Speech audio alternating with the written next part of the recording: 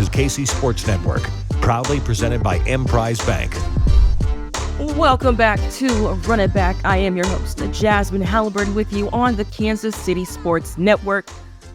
Man, we gonna cut out the BS. We know why we're here. Y'all know why I'm here. You know why you are here. It's because Kansas State Volleyball. Shit. Bro, they did the damn thing. They did the damn thing. We talked about it last week. I'll say it. I wasn't going to be fully sure if they'd be able to pull this out or not because they were consistently inconsistent. But the most consistent thing, after they lose a couple, they turn out to win a couple. It don't matter who the hell is across the net from them, too. It's Kansas State Volleyball. Not only did they beat number 4 Texas. No. Not only did they do that, they swept the Mugs. 3-0. Number 4, what was it? Number 3 in the country, Texas. Snapping a 39-game losing streak. K-State ain't beat Texas since 2003, y'all. I was 5. I was 5 years old. Kansas State was not even a thought. Hell, Texas wasn't even a thought. Nothing was a thought to me because I was 5 years old. That's the last time. That is the last time K-State beat Texas. And it's just... And of course, we know this. Any part of the original Hateful Eight, you feel me? Y'all know who y'all are.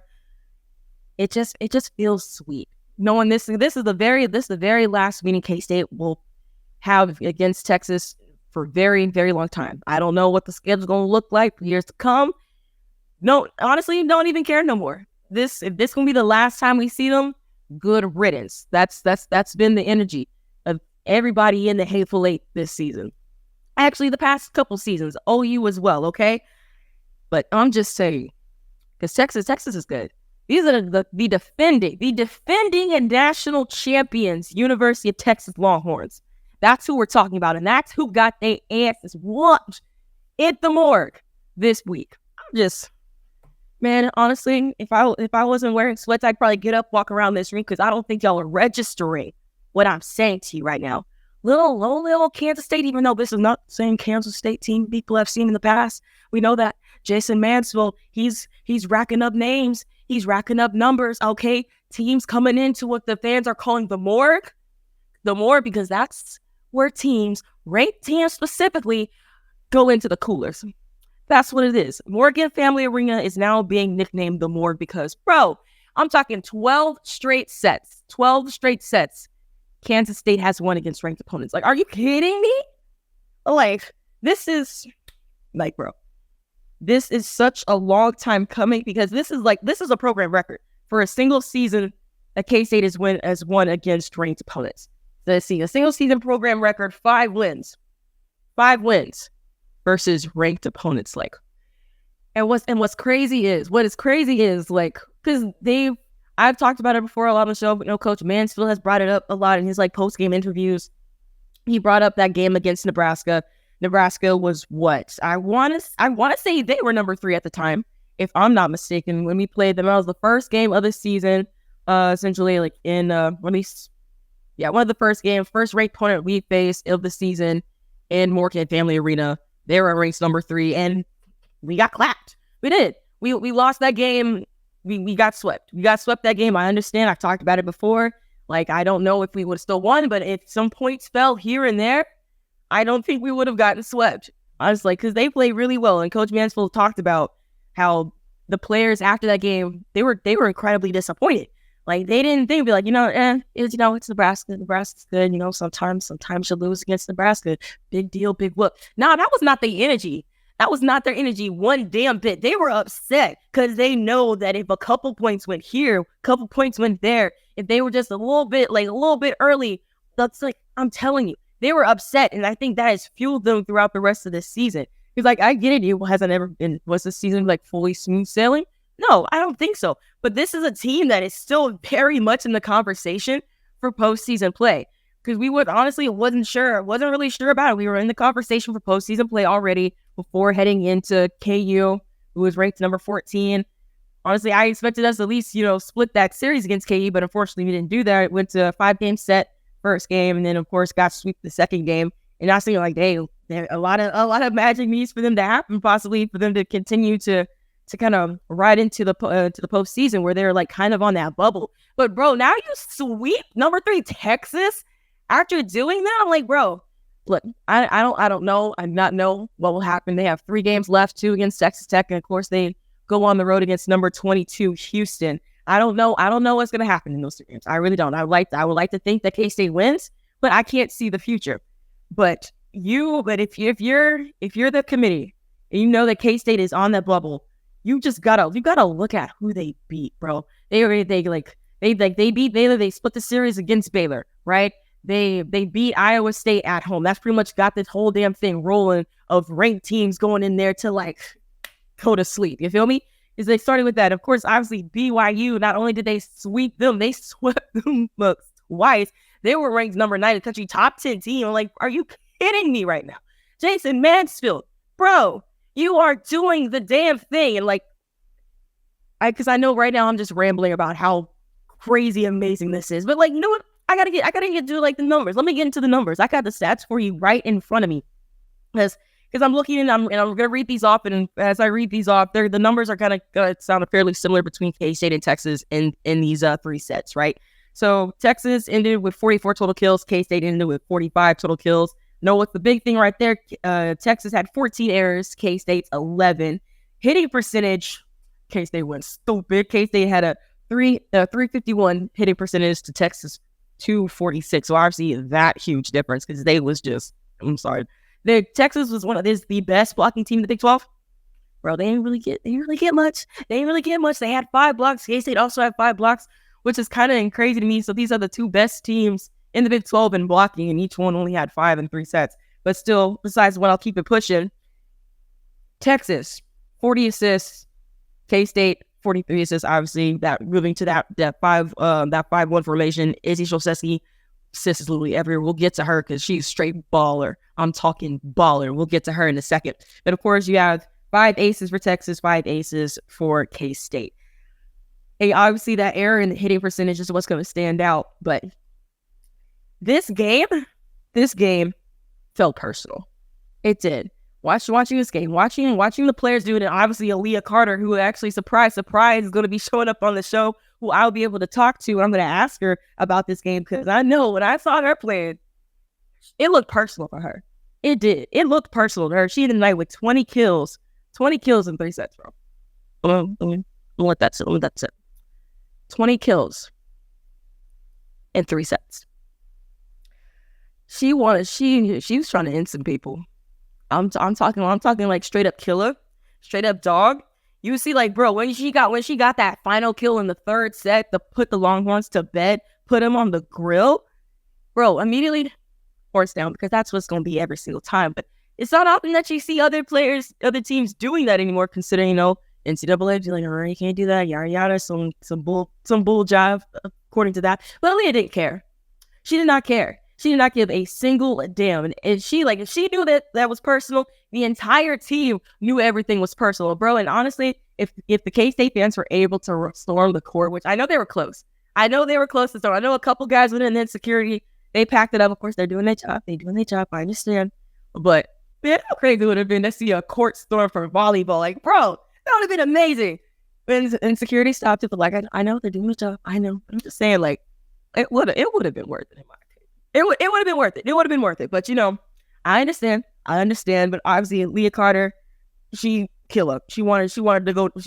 Honestly, the one thing she didn't do was hit the Steph Curry night. Because if she did it, bruh, I'm putting that on a t-shirt. You feel me? But of course, the night cleanse, she had 7 kills, 1 block. Izzy Shulsesky, Izzy, girl. And I tell you, like, when I'm talking MVPs of this game, obviously Aliyah Carter, like I said, 20 kills in 3 sets. But Izzy, she's a baller, bro. She's just a straight up volleyball player. You know how, like, dudes who are like positionless in football, and they ask me, hey, what's your position? And they just say football player. Well, damn it, Izzy is a volleyball player. She ain't got no damn position. She is just a straight baller. I don't care where you put her. Honestly, I'm not even gonna hold you. If for whatever reason, Izzy needs to be a middle blocker with her, like, what, 5'8" self, 5'7" self, I think she could damn do it. I could, because you see the hops on that woman. She's got bunnies. She's got bunnies for days, okay? She had 2 blocks. She had 6 kills. And she, of course, had an ace because why the hell not? She is literally all over the floor for this Kansas State team. And, like, where they are right now, like, I don't think they would be in this position without her. Because, like, bro, she's literally doing everything. She's so emotional on the floor. And clearly, like, you're like, I don't care who you are. You're going to feed off that emotion. Good, bad, I don't care. That's going to benefit you one way or a damn another because she's just going crazy out there. She's going ham. She's blocking folks. I'm telling you, this team right here, I almost forgot, like, Britta Schmidt, 6 kills, 2 blocks. She's going to take the reins as a middle blocker when Sydney Bolden graduates. Bro, I'm excited for this damn team, bro. I really am. From the get-go, from the start of this season, we was ready for it. I was ready for it. I didn't know where we'd be at this point in time, but damn it, I really couldn't be happier. I really couldn't. And it's going to be crazy. I know we're going to talk a little bit more about this because I got none other than the dog herself, Aliyah Carter, coming up with some questions. I know I'm going to ask her how this game felt to her because I'm just telling you, it looked personal. But when we come back, we will be talking to Aliyah Carter. And of course, before I forget, please hit up Home Field Apparel. Get your new K-State gear. Get you a hoodie. Get you a hat. Get whatever you want. KStateApparel.com is going to happen for you. Then also Studio Wax. Head to toe. Need the hair to go away? You can hit up my girl Kylie. She'll get you settled with Studio Wax. We'll be right back. I'll run it back on the Kansas City Sports Network. Thanks for listening to KC Sports Network. Make sure you download our new app. Find it on the App Store or Google Play. Just search KC Sports Network. Welcome back to Run It Back. I am your host, Jazsmin Halliburton. Of course, if you missed me rambling on for like 15 minutes about this damn K-State team, which I will always do and stand 10 tones down with, okay, we have none other than Aliyah Carter. Now, this woman she's going to have her number in the Raptors. I promise you. Like, I'm talking like, and Leah, I thank you for coming. Yeah. 20 kills, 3 sets. Obviously, nothing new to you, right? But I'm talking about like this game against Texas, number 3 ranked Texas. Watching you play, honestly, watching the whole team play, this game felt personal, girl. Mm-hmm. So watching you play, it seemed personal because like obviously like you gonna like go out there and do your thing, but this seemed just to have a little bit extra oomph to it. Every single time, and when you got that final kill in the 3rd set, it was immediately. Yeah, and you honestly, you look right in the eye too, and that's all. Like, that's the type of time we on. That's the type of time. So please, honestly, go through it for me, like the emotions, because I know it was personal, girl. I know it was personal. It was really personal. I mean, because for me, my freshman year, we went 5 with Texas. I got 27 kills, and we ended up losing. So from the get, I'm like, I need to get my get back. That's all the way back from 2020. So I have that in the back of my head. And then on top of that, I'm like, they don't want to be here. Like, we are in Morgan Family Arena. The vibes are immaculate. We got the lights going on and off during the timeout. They're probably what's going on? What's going on? We are just bringing like a different type of vibe to volleyball in general. So yeah, they're a huge team. They've been number 1 for a while. The reigning national champs, they're used to, people being on their side and having a lot of fans and all the cheering and stuff. But I don't think they were used to it being for the opposite team and them not hearing Texas and Longhorns and stuff like that. So yeah, it was very personal for me. And before the game even started, I looked at my teammates and my athletic trainer and I was like, when we win this game, I will be throwing the horns down. I don't care if we're going to have a fine. I don't care about any of that. I need to throw the horns down. And I mean, that's exactly what I did. See, I'm glad you brought it up because I don't know if you knew that fans have coined the Morgan Family Arena as the morgue. I'm talking like where ranked teams go to be put in the cooler. Like, what is that vibe kind of really, how has that helped you guys in this season of having that type of environment? Oh, it's been amazing. I think it's helped so well. Like, because before we were in Bramlage when the morgue was being, set up and stuff like that. And Bramlage is cool and stuff, but it's not a volleyball arena. That's for basketball. So it's big and it's the Octagon Doom and stuff like that. But it wasn't our home.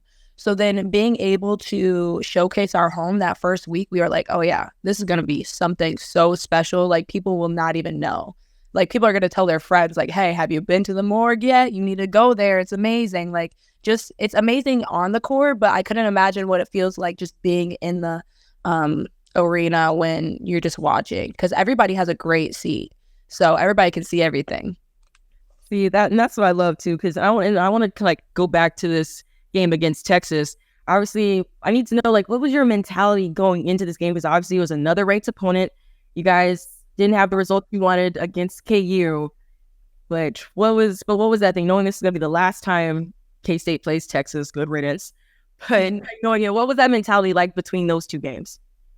Yeah, I think KU was disappointing, but being able to bounce back, we had to be a bounce back team. Like, we had no time to be crying over KU.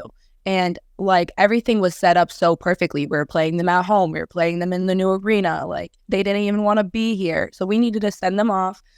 Goodbye, farewell from the Big 12. And that's exactly what we did. And honestly, talk to me about like the growth of this team. Because like starting from the jump, I know, like, I'm talking about like Brenna Schmidt, obviously Anaya Clinton, of course Simone Sims getting in there, all these like younger players who you really didn't know too much about the start of the season compared to where they are now. Tell me about like this growth of this team and how Coach Mansfield is being able to do all this. Yeah, I said this about Izzy right after our Texas win, but we have a whole bunch of dogs on the court. Like, we are also hungry to win, and everyone can see it. Like, we just have a whole bunch of youngsters that are ready to step up, and they want to be in their leadership role, and they want to make some shake every single time they touch the ball. Like, Mackenzie Morris is a great libero, and she's just showing like these younger players what they can be. And you can see it in Simone. Like, that last rally that was so long, Mackenzie Morris getting it barely up, Simone running it down. I was like, wow, like, these DSs are a different breed. And then with Anaya, she redshirted last year. So they didn't even know what Anaya could bring to the table. At the beginning of the season, she was playing right side. She was playing outside. She can do it all. So people were like, oh, wow, like, someone that can do it all, that can actually do her job amazing at all the positions. And then Brenna, she's just amazing in the middle. She's a huge force. When people see, I'm nervous when I'm practicing with her. That's my teammate. I'm like, shoot. When Brenna's up there blocking me, I got to hit around her because there's no way I can hit through her. So it's like, these young players are going to make a name for themselves, and they're going to make a name for K-State too. And also like, because knowing like the growth that these players have and like the development that they're going through, of course, what Coach Mansfield is being able to do, but also like halfway through the season, I think y'all went from a 6-2 to a 5-1, right? So like, how has that changed for you guys? Yeah, it's very special because Lauren Hinkle, before she was a setter, she was a DS.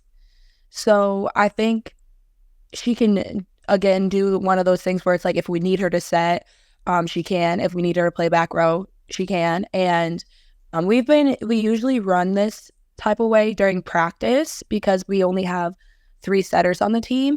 So, I mean, it really wasn't anything new to us, but I think it gave the other team a different look, and they were kind of surprised with what they saw. I feel like because Izzy's really good, bro. But I feel like she like thrives in this 5-1. But I honestly, I gotta know, like, bro, what's Izzy's vert? Like, I need to know, what is her vert? I don't know, but it has to be higher than mine. That's what I was saying. Because I'm like, bro, like, because I know I was like, as I'm watching the game, and of course as I'm like listening to Brian talk about it, how teams think that they can pick on her, as far as like, because they don't know she got bunnies for some reason. You think they know by now, but for some reason they don't know that she got bunnies, and she's up there literally blocking alongside Britta, where their heads are literally same level. Right. Like, what the hell are you being able to do to be able to do this? And honestly, like, it's insane. Like, just talk to me about like the baller that she has been for this team, bro. Yeah, I mean, again, she has that dog mentality. Like, if you think about dog mentality, you can see it on the court. Against Texas, she got up and killed it twice. She blocked the outside, and it's just like, I could just sit back in the back row and be like, wow, like, this is absolutely nuts. Like, it's so nice, and just the confidence she has, it makes you want to have confidence too, because you're like, dang, I want to play like that. She's amazing, an amazing setter, amazing person, and yeah, I love Izzy. It's honestly, I love what's being built with this team with Coach Mansfield. Obviously, adding Izzy in, of course, you add Liz in as well as in the transfer portal, and the growth of the young players on this team. And I think that this team's gonna be damn good next year. But I do want to know. I do want to ask. I don't know if anyone's asked you this or if you ever answered, but do you have a COVID year? And if you do, are you planning on coming back? What's the deal? What's the deal? I feel like it's been back and forth for sure, but I am gonna be honest. I do have a COVID year. I'm graduating in December. But, I paid my dues here at K-State. You got 4 good years out of me, and I'm leaning towards going somewhere else, seeing what else has in store for me. And I want those youngsters to step up and show y'all what they have, because I'm ready for them just to take this team and run. Well, I appreciate that honesty. Honestly, I'm glad. If I didn't ask you this question, I don't think I would be able to live it myself, because when am I going to get that opportunity again, right? But Leah, thank you so much for being able to come on the show. Best of luck for the rest of the regular season, and hopefully making that push towards the postseason. Yes, thank you so much. All right. And Thanks for listening to KC Sports Network. Make sure you download our new app. Find it on the App Store or Google Play. Just search KC Sports Network. Welcome back to Run It Back. I am your host, Jazsmin Halliburton. Goodness gracious, I gotta start that over. All right. All right, here we go. Welcome back to Run It Back. I am your host, Jazsmin Halliburton, and we are on the Kansas City Sports Network. Of course, if you missed before, talked a lot of good stuff about K-State Volleyball whooping number 3 Texas at home, beating them 3-0, which is crazy, snapping a 39-game losing streak to the Longhorns. And of course, I had none other than Aliyah Carter on the show. Was able to talk to her about that game, about her future, as far as her playing volleyball with the Cats. It's going to be great. It's going to be crazy. But now, moving on to some K-State women's basketball. They played against Little Rock, I want to say, on Saturday, 1 o'clock. I wasn't able to catch that game, so I had to rewatch it this morning. And honestly, light work. All right, light work. They beat them 77-39. Yoki had her 50th career double-double. No biggie, no sweat. Just scoring 32 points to go with 10 rebounds in limited minutes as well. I'm sorry. Little Rock, they couldn't handle her. They couldn't handle her. Honestly, we haven't seen anyone who has been able to. It just be what it be. It just be what it be. Of course, it was light work. Like I said, K-State won 77-39. K-State shot 56% from the field. They outscored Little Rock in the paint 30-6. I know that's wild. So, obviously, like I said, packed them up light work. But the thing is, because now that you got this game out of the way, now the focus turns to Iowa. Yes, Iowa Hawkeyes. This will be game number 2 with them.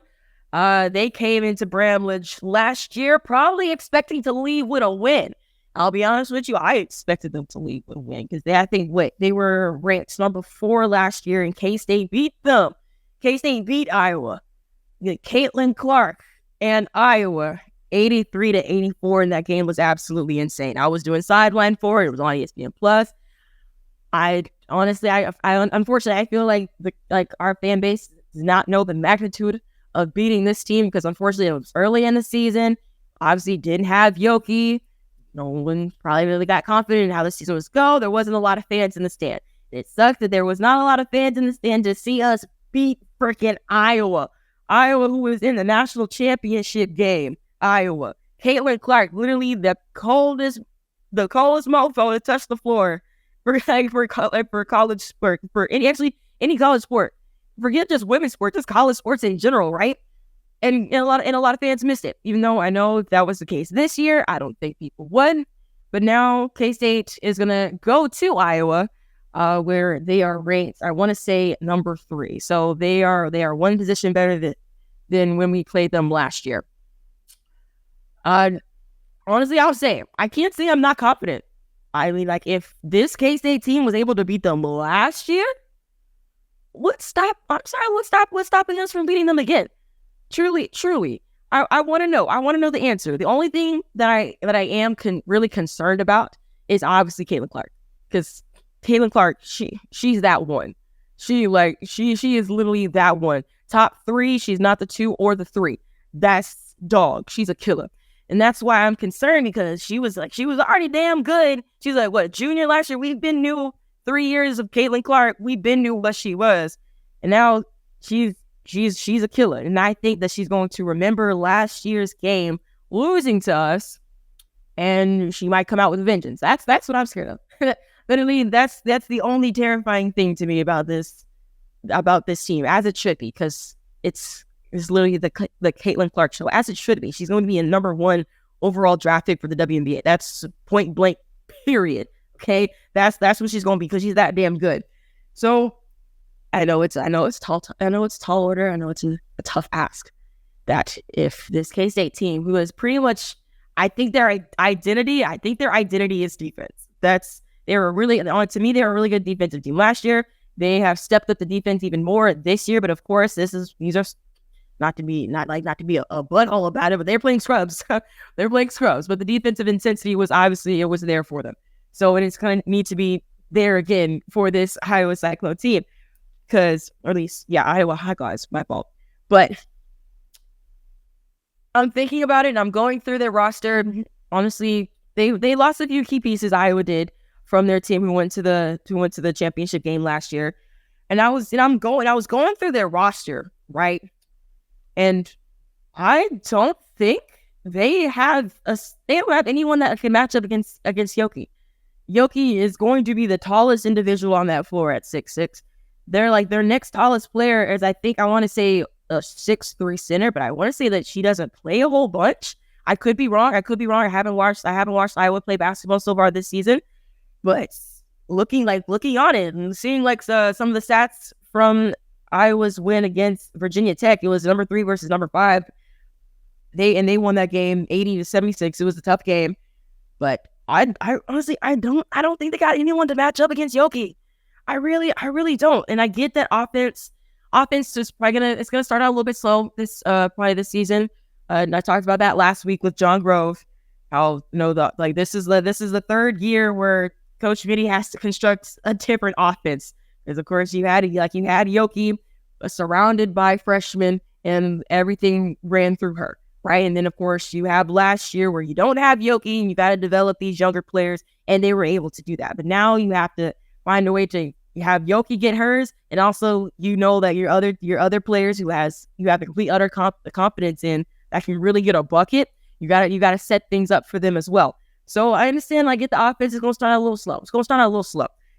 But if there is any time where they want to get things moving, get things jumping, it's gotta be this week. It has got to be this week, because I don't know if you can afford a slow offensive start with this team. I get it. Right now, it is the Caitlin Clark show. She scored 44 points against Virginia Tech. She was 13 of 17 from the free throw line, 13 of 31 from the field. All right. Obviously, like I said, it's her show. It's her show. Then of course you had, forgive me if I pronounce these wrong, if for any Iowa fans out there listening, but Fulter, he had 2 points but 14 rebounds as a guard. And Stolik, I know I'm pronouncing these wrong, it's my fault, but she had 12 points. And then Fairbraun Bach, God, y'all got some really hard names on this team. 8 points, and of course Martin with 10. So, all right, so now we're talking about, of course, K-State basketball going to be up against Iowa for the second time. K-State, obviously, like I mentioned before, they got the better of them in a 1-point game that was absolutely crazy, beating them 84-83. And honestly, a wild thing to say that K-State held Caitlin Clark 27 points. I mean, considering how she was getting bucket after bucket after bucket with literally almost every single opponent that she has faced that entire season, to hold her to 27 points is immaculate. Okay. And honestly, I will say about half of those came from the free throw line. I will say actually 13 of her 27 points came from the free throw line. So her shot wasn't necessarily falling in that game. I'm not really fully worried about it. It's just one of those games where her shot wasn't falling like I'm sure she wants to. Because this is a woman who literally is averaging 30 something points a game. She was practically averaging almost 40 in the NCAA tournament. Okay, so that's why I'm bro, it's crazy that we only had her score 27. I'm just saying, nice little brag. I'm gonna keep that brag out there too, since we did win that game. But obviously, this is second time around. K-State will be going away to play this game. This game will be played in Iowa. Their atmosphere is insane. Honestly, some might even argue that Iowa is a basketball school, specifically a women's basketball school, okay? Because they're that damn good. They filled up a football arena when Iowa played. I don't remember who they played. It was a scrub team, and that scrub team unfortunately got like triple digit on. Like Iowa scored over 100 points on them. So it's just sucks. Yeah, just have to play Iowa like that as a scrub team. But they're good. They're really good. We know this. And the chance for K-State to do it again, I'm gonna tell y'all right this right now. If by some chance that K-State does it again, I will scream to the heavens. There is a window right across from me in a place that I just moved into. People don't know me, but I will open that window.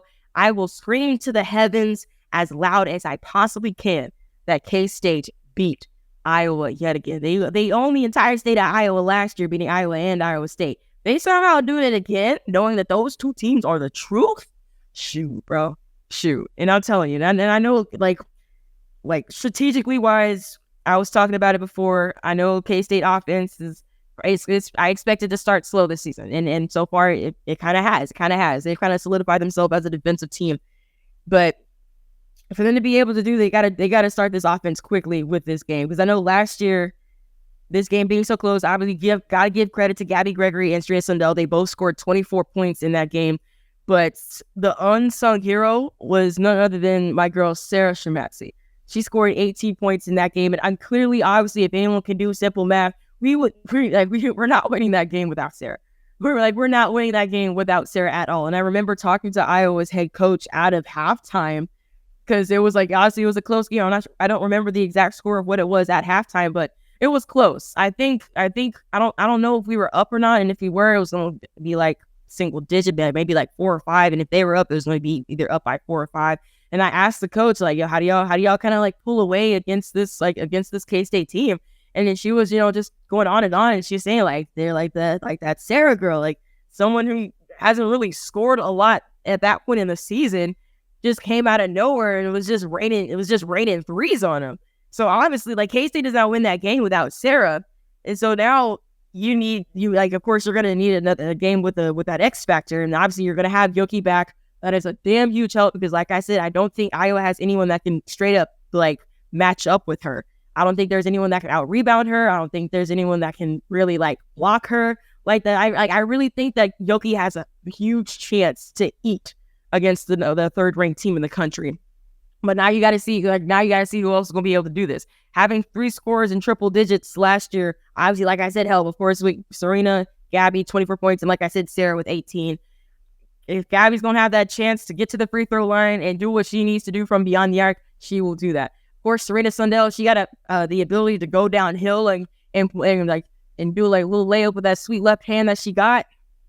There's that possibility. And Jalen, honestly, I don't think we have to worry about her scoring. If she can do her best. She can do her best to try to put the clamps on Caitlin Clark. And I know putting the clamps on hers might be different than putting the clamps on other players, because sometimes Caitlin is just gonna get hers because she's that damn good. She's gonna get hers. But honestly, if Jalen doesn't have to worry about having to score as much, if she can just be there defensively and get some rebounds, I think we'd be in some pretty good shape. I really do. Like I said, I don't know the outcome will be, but I don't see this as a long shot for K-State. I really, truly don't. And I'm gonna stand 10 toes down on it too. This can be a true opportunity. And I understand it's a road game. K-State was horrible on the road last year. Like they didn't win a single road game. Actually, this game against Little Rock was played at Little Rock, and it snapped an 11 game losing streak on the road.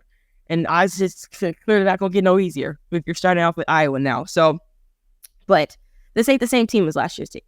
It's really not. It's not the same team. And this game against Iowa will be on Thursday at 7:30 on FS1. Mind you, this game was on ESPN Plus last year. It was on ESPN Plus last year. And everyone knew how good Iowa was last year. But now, K-State women's basketball going to be on FS1 prime time against one of the best teams in the country. Y'all TV better be tuned in. FS1, 7:30. I'm going to say it as many times as I need to, because everybody needs to sit their behinds down and watch this happen, because K-State has a true chance to be able to do it again. All right. And honestly, that's all I gotta say about it. That's all I gotta say about it. They have this opportunity. They can pack them up. We gonna see. We just gonna sit there and see. But something else that y'all gotta see before I end this show is that K-State football, Kansas football, another Sunflower Showdown will be happening this weekend on Saturday at 6:00. And K-State fans, if you are unable to make the trip to Lawrence, fret not, worry not, because the Kingdom Bar and Grill will be hosting a watch party for that game on Saturday, November 18th. I know y'all know what day it is because this game is always marked on everybody's calendar. So please hit up the Kingdom Bar and Grill for all your K-State shenanigans. And honestly, if there's even some Kansas fans listening, show up too. Equal shenanigans. We all about it. Just a friendly Sunflower Showdown for the umpteenth 100th year in a row. All right. Expect to see y'all there. But that's all I have for running back. Talked a lot about K-State volleyball doing the damn thing against Texas. Of course, talking with the GOAT herself, Aliyah Carter. And then K-State women's basketball having a chance to upset Iowa for the second straight season. We're going to see how this goes, but I'll see y'all next week on